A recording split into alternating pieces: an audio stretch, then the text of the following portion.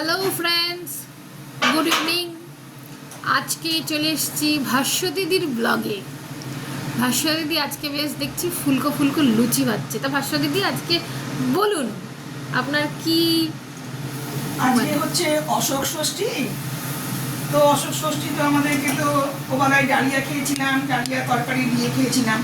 আর এবেলায় হচ্ছে লুচি আর তরকারি, লুচি ভাজা হচ্ছে। এবার সব পাতে যাবে আস্তে আস্তে। বাহ, ভালো। তা তুমি এখানে কি করছো? আবির পালিয়ে গেল। আবির কি করছো বলো? বাহ, তোমার ভাষা তো কেউ কিছু বুঝতে পারলো না সোনা। তুমি জাপানিজ ল্যাঙ্গুয়েজ বললে, ফরাসি ল্যাঙ্গুয়েজ বললে। তা দিদার তো একদম লুচিগুলো তো সেই সেই ফুলকো ফুলকো হচ্ছে, ভালো। আচ্ছা, আর তাহলে এই হলো আমাদের আজকে রান্নাঘরের ট্যুর। দিদার চলছে ফুলকো ফুলকো লুচি ভাজা অশোক ষষ্ঠী উপলক্ষে।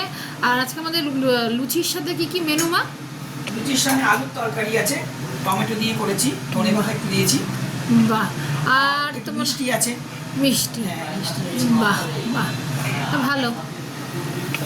হ্যাঁ, আর একটু এবার দেখাচ্ছি বাবা কি করছে। বাবা ক্লায়েন্টের সাথে মানে ফোনে কথা হলো নাকি? হ্যাঁ, ক্লায়েন্টের সাথে ফোনে কথা হলো। তা ভালো। এই যে মিষ্টির টেবিল বাবা ফাঁকা করে দিয়েছে, এবার আস্তে আস্তে আমাদের সবার খাওয়া হবে। আচ্ছা, এটা কি আছে? এটা দিনের আছে মনে হয় নাকি? দিনের কি ওটা? ভাজা, পটল ভাজা, তারপর ঢেঁড়স আলু ভাজা, আলু পটলের তরকারি। বাবা, আজকে দেখো অন্যদিন কিন্তু মা দেখায়, আজকে বাবা কি সুন্দর দেখো দেখাচ্ছে।